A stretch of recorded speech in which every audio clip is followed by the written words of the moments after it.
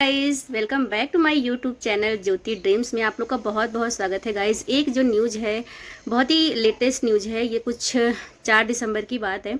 जो इस तरीके से जैसे ही मैंने इंस्टाग्राम ओपन किया, मुझे इस तरीके का इतना दर्दनाक न्यूज़ देखने को मिला। सो गाइज मेरा माइंड इतना ज़्यादा डिस्टर्ब था, तो मैंने सोचा चलो आप लोगों से भी थोड़ी सी बात कर लेते हैं और आप लोगों को भी बताते हैं कि ये इस तरीके के मामले क्यों हो रहे हैं। सो गाइज ये बात है दिल्ली की। दिल्ली में जब एक लड़का जो है बाहर वॉक करके आता है और घर में देखता है तो उसकी माँ, बाप और बहन का कत्ल हुआ रहता है, तो बहुत ही ज़्यादा सहम जाता है और बहुत रोने लगता है। और जैसे ही ये सूचना पुलिस को मिलती है, पुलिस तुरंत वहाँ पे फोर्स के साथ में पहुँचती है और जो मौके पे ये सारी चीज़ें घटना हुई हैं उनका जो है बारीकी से निगरानी करती है। वहाँ के जो सीसीटीवीज़ होते हैं, जो वहाँ के अड़ोस पड़ोस में लोग रहते हैं, सबको बुलाती है और जांच पड़ताल करती है। जब सीसीटीवीज़ की फ़ोटोज़ वो चेक करती हैं तो 4 बजे से लेकर 7 बजे के बीच में उस घर में कोई भी बंदा आया नहीं रहता है, मतलब बाहर का कोई भी पर्सन।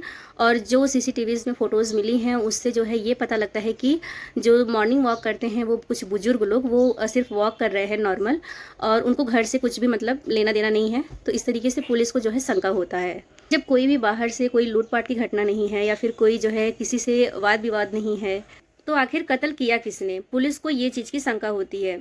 और जो बेटा है वो बहुत दहाड़ दहाड़ के रो रहा है, बहुत ही ज़्यादा परेशान दिख रहा है, तो पुलिस उनसे जो है क्वेश्चन करती है। एक्चुअली बात क्या हुई थी, 1 दिसंबर को जो है एक घर में माँ बाप और एक बेटा और एक बेटी रहते हैं।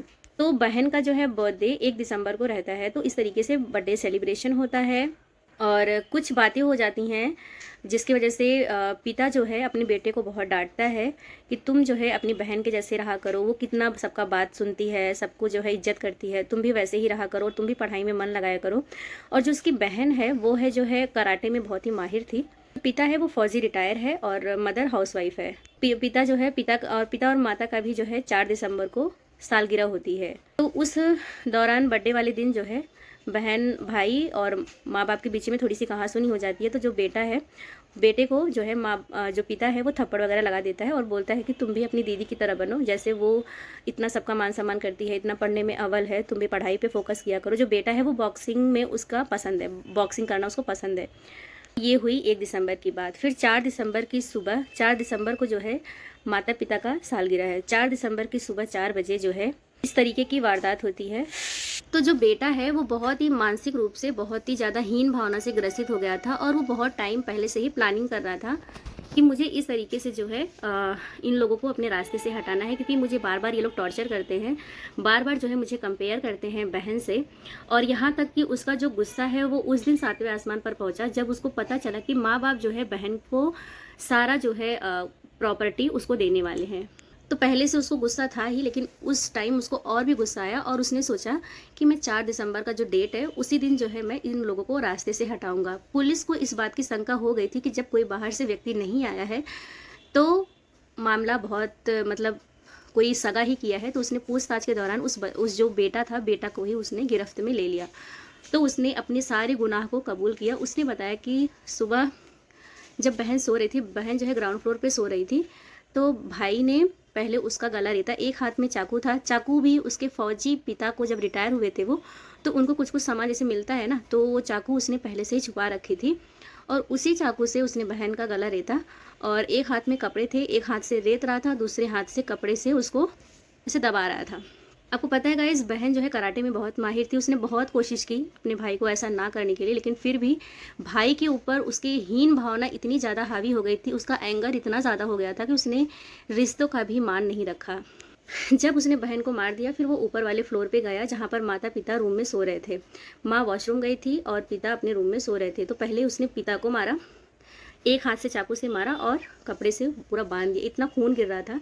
और जैसे ही माँ वॉशरूम से आई, माँ किसी को बोलती चिल्लाती उसके पहले ही उसने धारदार चाकू से रेत दिया और कपड़ा बांध दिया। और वो नॉर्मल 10 मिनट वहाँ पर बैठा रहा और अपना जितना भी गुस्सा था, जितना भी भड़ास था उसने निकाला। अब चीखो, अब चिल्लाओ, अब मुझे मारो, जैसे पहले मारते थे। अब तो आवाज़ नहीं निकलेगी ना, अब कैसे निकलेगी, अब तो मैंने तुमको मार दिया। मतलब वो इस तरीके से अपनी जो भी भड़ास थी वो निकाल रहा है। उसने ये सारी बातें पुलिस को बताई और उसके बाद जो है वॉशरूम गया, पूरा खून वगैरह साफ किया, कपड़े वगैरह पहने, हाथ वगैरह अच्छे से धुल लिए और वो बाहर निकल गया जैसे वो हर समय वॉक पर जाता था। वॉक पे गया और उसके बाद वहाँ पे चाकू, कपड़े वहाँ पे गार्डन में कहीं छुपाया, फेंक दिया और फिर घर पर आ गया। और घर पर ऐसे वो दिखा रहा है कि जैसे कुछ हुआ ही नहीं है मेरे तरफ से और किसी ने बाहर वाला पर्सन आके मेरे घर वालों को मार दिया है। और ये जो माता पिता थे ये लोग अभी 10 दिन पहले ही गांव गए थे, वहाँ पर एक किसी लड़की की शादी थी तो वो समारोह में अटेंड भी हुए थे और वहाँ से भी पता चला कि किसी भी तरीके का कोई वाद विवाद नहीं है। तो पूरा जो शंका इसी बेटे पर गया और बेटे ने कबूला भी कि मैंने ही किया हुआ है, क्योंकि जो मेरे माता पिता थे वो हमेशा मुझे बहन से कंपेयर करते थे और कोई भी गेस्ट आता था तो उनके सामने मुझे डांट देते थे, मार देते थे। मैं बहुत परेशान हो गया था और मेरे अंदर बहुत ही ज़्यादा हीन भावना आ गई थी। और गाइस मैं आपको बता दूं, उसने कत्ल करने से पहले उसने पूरा गूगल पे सर्च किया हुआ था कि कैसे जो है मर्डर वगैरह करते हैं। उसकी गूगल हिस्ट्री से भी बहुत कुछ जो है बातें पता चली कि वो कितने दिनों से प्लानिंग कर रहा था अपने ही पेरेंट्स को, अपने ही बहन को अपने रास्ते से हटाने के लिए। अब वो सोच रहा था कि जब ये लोग रास्ते से हट जाएंगे तो मुझे कोई डांटने या फिर चिल्लाने वाला नहीं होगा। और उसने 4 दिसंबर की सुबह को चुना और उसने रात में, दिन में बोलते ना, मार के हटा दिया उन लोगों को। और ये काम करने के लिए सिर्फ और सिर्फ उसको 10 मिनट लगे हैं। सोचो आप, कोई इतना गुस्सा कैसे कर सकता है। देखा, अपने ही परिवार से इतना ज़्यादा हीन भावना हो जाना एक तरीके से बहुत ही बड़ा क्राइम करवा सकता है गाइस। इसलिए अगर आपके घर में बच्चे हैं तो आपको बहुत ही ज़्यादा सतर्क होना पड़ेगा। अब आप हो अपने बच्चों को गलत शिक्षा या फिर गलत धारणा मन में नहीं रखते हैं, लेकिन फिर भी आजकल के बच्चों को बहुत ही ज़्यादा हीन भावना आ गया है अपने ही परिवार में, अपने ही फैमिली मेम्बर से। गाइज, हमको ये पता करना बहुत ज़्यादा ज़रूरी है। बच्चों को पैदा करना बहुत आसान बात है, मेन तो होता है उनका परवरिश। कोई भी पेरेंट्स नहीं चाहेगा कि मेरा बच्चा आगे चलकर ऐसा निकले, लेकिन कुछ भी नहीं बोल सकते हैं गाइज। आजकल का जो सराउंडिंग है, जो सोशल मीडिया है, वो कहीं ना कहीं हमारे बच्चों पे बहुत ही ज़्यादा बैड इफ़ेक्ट डाल रहा है। सोचो, गूगल हिस्ट्री से ये पता चला है कि वो मर्डर की प्लानिंग बहुत टाइम पहले से ही कर रहा था और अलग अलग तरीके ढूंढ रहा था गूगल से। बच्चे किसके साथ उठ बैठ रहे हैं, बच्चों का फ्रेंड सर्कल कैसा है, ये जानना बहुत ज़रूरी है। और जो बच्चे बहुत कम बात करते हैं, खासकर उनमें ये सारी चीज़ें देखी गई हैं कि वो बहुत ही ज़्यादा अपनी चीज़ों को व्यक्त नहीं कर पाते हैं, तो इस तरीके से वो इस तरीके का क्राइम जो है अंजाम देते हैं। तो जो बच्चे बहुत शांत होते हैं उनके मन में बहुत सारी तरह तरह की बातें चल रही होती हैं और जब बच्चे कुछ अपने माँ बाप से कहने जाते हैं तो माँ बाप डांट के चुप करा देते हैं या फिर उनको मार पीट देते हैं या फिर उनको किसी के सामने बेइज्जती कर देते हैं। पहले के ज़माने में ऐसा नहीं होता था गाइस। पहले बच्चे लोग को कितना भी मारो पीटो उनको दिल पे नहीं लेते थे, लेकिन आजकल के बच्चों को अगर किसी के सामने कुछ बोल दो तो बहुत ही ज़्यादा वो डिस्टर्ब हो जाते हैं। आज मैं आपको कुछ ऐसे पॉइंट्स बताऊँगी जो मैं खुद बहुत ही ज़्यादा करती हूँ, क्योंकि मेरे घर में भी 3 बच्चे हैं और मेरे देवरानी वगैरह के भी बच्चे हैं।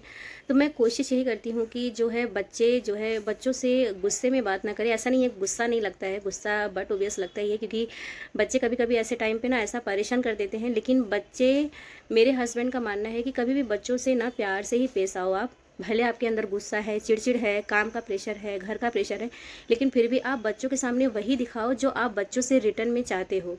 आप समझ रहे हो मैं क्या बोल रही हूँ? जैसे अगर आप चाहते हो कि मेरा बच्चा प्यार से रहना सीखे, प्यार से बोलना सीखे, तो आपको हमेशा पूरा टाइम 24 आवर्स आपको बच्चों से प्यार से ही रहना है।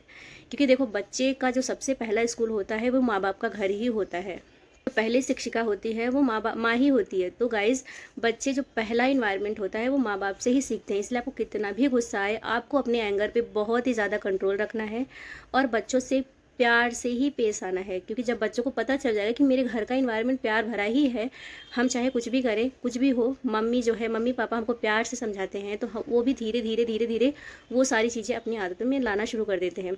बहुत बार क्या होता है ना, पेरेंट्स गुस्से में चीज़ों को फेंक कर मारते हैं या फिर गुस्से भरी गाली गलौज से बात कर देते हैं या फिर बच्चों को बहुत ज़्यादा गुस्से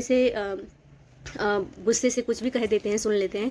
तो इस मानसिकता से ये पहली बात तो माँ बाप को भी बचना चाहिए और बच्चों से प्यार से ही बात करना चाहिए और घर का माहौल खुशनुमा ही बना के रखना चाहिए। ये हो गया पहला पॉइंट। अब बात करते हैं दूसरे पॉइंट पे। बच्चों से एक फ्रेंड की तरह बात करें, बच्चों से खुलकर बातें करें। आज आपने स्कूल में क्या किया, आपके फ्रेंड सर्कल कैसा है, आपके फ्रेंड में कौन कौन है और किस टाइप के हैं, किस तरीके से वो आपसे पेश आते हैं। आज स्कूल में टीचर का क्या हाल है, टीचर ने आपको क्या बताया, टीचर आपसे कैसे पेश आती है, या फिर आप उनसे बदतमीजी से तो नहीं बात करते ना। तो इस तरीके से आप डेली बच्चों से जो है उनके स्कूल के बारे में, उनके फ्रेंड्स सराउंडिंग के बारे में ज़रूर आप पूछें। अगर आपको बच्चा कभी किसी चीज़ से परेशान लगता है तो आप उनकी परेशानियों को सुने। सबसे पहले आप सुने उनको, वो क्या कहना चाहते हैं। ऐसा नहीं है कि बच्चा हमेशा सही ही बोलेगा। अगर आप अपने बच्चों से फ्रेंड जैसे रहेंगे तो वो आपको हर एक बात खुल कर बताएगा, और आप अपने बच्चों को ये श्योर कराएं कि आप उनकी गलतियों को, उनकी अच्छाइयों को, उनकी बुराइयों को आप बहुत ही ध्यान से सुनेंगे। और अगर बच्चा गलत कर रहा है तो उसको समझाएंगे कि बेटा ऐसा नहीं करते हैं।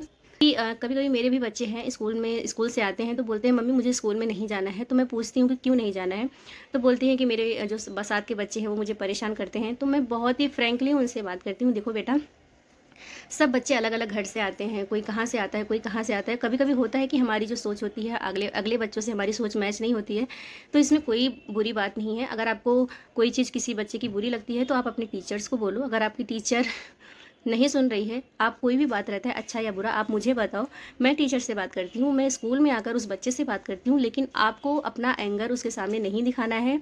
अगर आपको कोई परेशानी है तो आप मुझे बताओ। मैं मेरे बच्चों से बहुत फ्रैंक रहती हूँ गाइस, कुछ भी है अच्छा बुरा मैं सुनती हूँ और कोशिश करती हूँ कि मैं उनकी सारी बातों को अच्छे से समझूँ और उनको सही दिशा दिखाऊँ।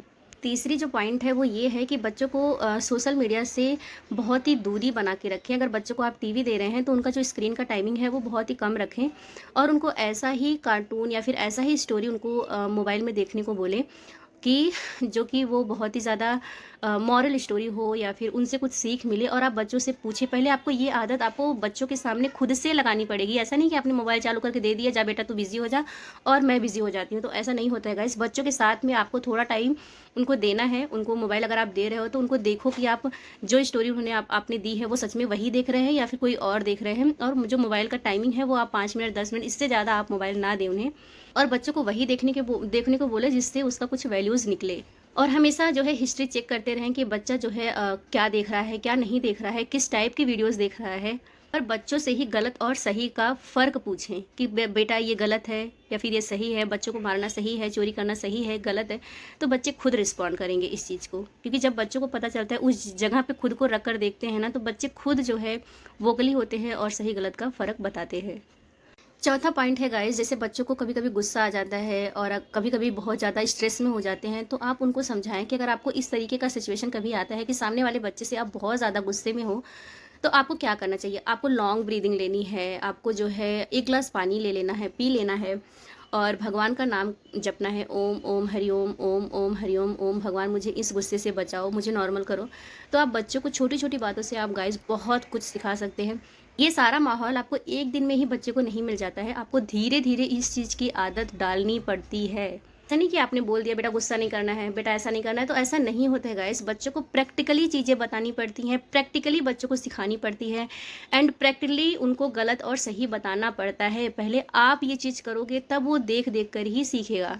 कुछ पेरेंट्स ऐसे होते हैं जो बोलते हैं मेरे पास इतना टाइम थोड़ी है, नहीं है, मेरा बच्चा तो ऐसे ही करता है, मेरा बच्चा तो ऐसा नहीं होता है गाइस। पहले बच्चों को ये सारी चीज़ों का दिनचर्या, ये सारी चीज़ों का ना आदत हमको लगाना पड़ता है।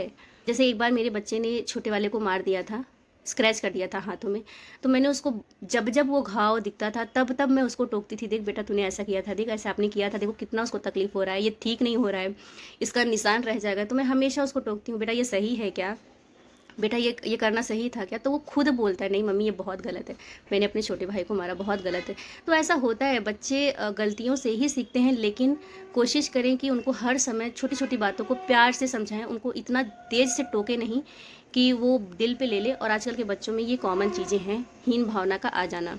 कभी भी अपने बच्चे को किसी से भी कंपेयर ना करें। हर बच्चा अपने आप में बहुत ही कम परफेक्ट होता है। और कभी कभी क्या होता है ना, बच्चे के मार्क्स से जो है पेरेंट्स उनको जज करने लगते हैं कि बच्चे का मार्क्स इतना आया, इतना कम आया, तो मेरा बच्चा पढ़ने में ऐसा है वैसा नहीं। ऐसा नहीं होता है गाइस। बच्चों का टैलेंट बच्चों के सर्टिफिकेट से बिल्कुल भी अलग होता है। ऐसा नहीं है कि बच्चे कभी कभी बहुत उनको आता है, वो एक्सप्रेस नहीं कर पाते हैं या फिर वो लिख नहीं पाते हैं, वो ओरल नहीं दे पाते हैं, तो इसका मतलब ये नहीं होता है कि आपका बच्चा बहुत कमजोर है। कोई कोई बच्चा किसी चीज़ में बहुत ही ज़्यादा अव्वल होता है, तो बच्चों को हमेशा अप्रिसिएट करें और उनको बोले तुम्हारा नेक्स्ट टाइम से अगर ऐसा मार्क्स आएगा तो मैं तुमको ये चीज़ दूंगी, मैं तुमको यहाँ घुमाने लेके जाऊँगी। बच्चों के सामने बिल्कुल भी शो ऑफ नहीं करना चाहिए, तो मैं बहुत अमीर हूँ, मैं बहुत ऐसे हूँ। बच्चों को गरीबी भी दिखाएं, बच्चों को गर्मी भी दिखाएं, बच्चों को धूप सहना सिखाएं। ऐसा नहीं कि बच्चे इतना नाजुक बन जाए बाद में आपके ही सर पे वो मंडराएंगे।